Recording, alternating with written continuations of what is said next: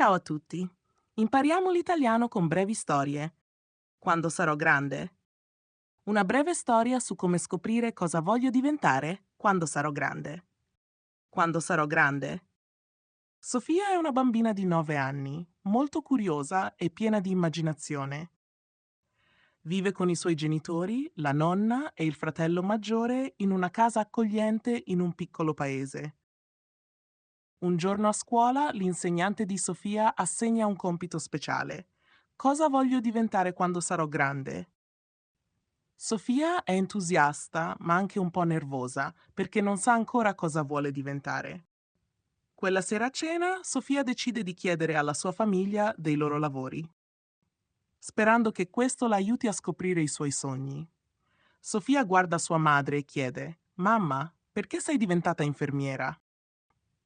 Sua madre sorride e dice: Mi piace prendermi cura delle persone e aiutarle a sentirsi meglio. Mi rende felice vederle sorridere di nuovo.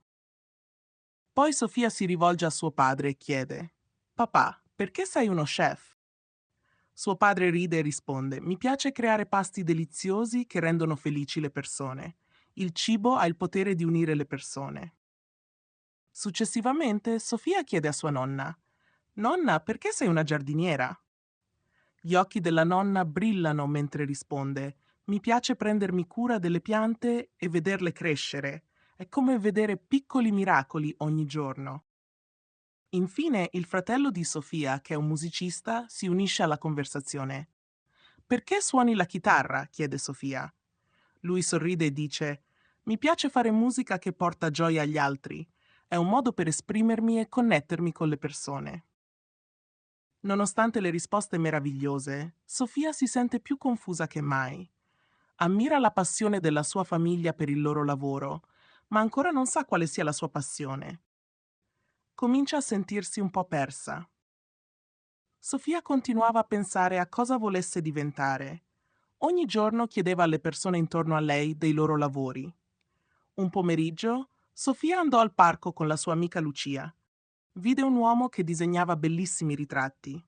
Sofia si avvicinò e chiese: Perché sei un artista? L'uomo sorrise e disse: Mi piace creare arte che rende felici le persone. Disegnare è il mio modo di esprimermi. La settimana seguente, Sofia visitò la biblioteca con suo fratello. Vide una donna che leggeva storie ai bambini. Sofia chiese: Perché leggi storie? La donna rispose: Mi piace condividere la magia dei libri con gli altri. Le storie fanno volare la fantasia. Un giorno, Sofia andò al mercato con sua nonna. Vide un uomo che vendeva pane appena sfornato. Sofia chiese: Perché fai il panettiere? L'uomo rispose: Mi piace fare il pane fresco per le persone. Il profumo del pane appena sfornato rende felice la gente. Ogni volta che parlava con qualcuno, Sofia imparava qualcosa di nuovo, ma ancora non sapeva cosa volesse fare. Era felice di conoscere tanti lavori diversi, ma nessuno sembrava quello giusto per lei. Una sera, mentre Sofia passeggiava nel parco, vide un gruppo di bambini attorno a un narratore. Le parole del narratore catturavano l'attenzione di tutti, dipingendo immagini vivide con racconti di avventure e meraviglie. Sofia si rese conto di quanto amasse le storie e di come potessero trasportare le persone in mondi diversi. Quella sera, Sofia tornò a casa molto entusiasta. Raccontò tutto alla sua famiglia. Voglio essere una narratrice, disse con un grande sorriso. Voglio creare storie che fanno sognare, ridere e rendere felici le persone. La sua famiglia era molto contenta. Sua madre, il padre, la nonna e il fratello la guardarono con orgoglio. È una bellissima idea, Sofia, disse la mamma. Le storie possono portare gioia e immaginazione. Sì, aggiunse il papà, e tu sei molto creativa. Puoi raccontare storie fantastiche. La nonna sorrise e disse: Le storie sono come i fiori, crescono e diventano bellissime. Continua a scrivere e a raccontare. Il fratello maggiore di Sofia disse: Posso suonare la chitarra mentre tu racconti le storie. Sarà fantastico. Sofia si sentì felice e sicura. Decise di iniziare a scrivere le sue storie. Ogni sera, prima di dormire, scriveva qualcosa di nuovo. A volte scriveva di principesse, altre volte di avventure nello spazio. Ogni storia era un piccolo mondo creato dalla sua immaginazione. Un giorno la famiglia di Sofia decise di organizzare un piccolo spettacolo in salotto. Invitarono amici e vicini. Sofia prese posto con un libro in mano, pronta a raccontare la sua prima storia. Suo fratello suonava la chitarra, creando una melodia dolce. Quando Sofia iniziò a raccontare, tutti ascoltavano in silenzio. Le sue parole erano magiche e le storie prendevano vita davanti agli occhi di tutti. Alla fine tutti applaudirono con entusiasmo. Sofia sentì un calore nel cuore. Era felice, molto felice.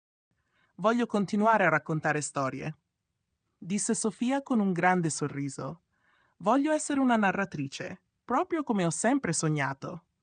La sua famiglia la abbracciò forte. Siamo così orgogliosi di te, Sofia, disse la mamma. Sai, ogni grande viaggio inizia con un piccolo passo. Questo è solo l'inizio.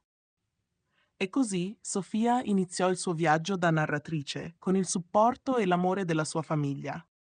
Ogni storia che raccontava era un nuovo passo verso il suo sogno. E Sofia sapeva che, qualunque cosa accadesse, sarebbe sempre stata felice di raccontare storie e di portare un po' di magia nel mondo. Grazie per aver guardato.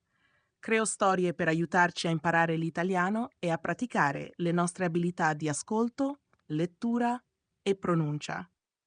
Se ami imparare l'italiano attraverso brevi storie, per favore metti mi piace e iscriviti al canale.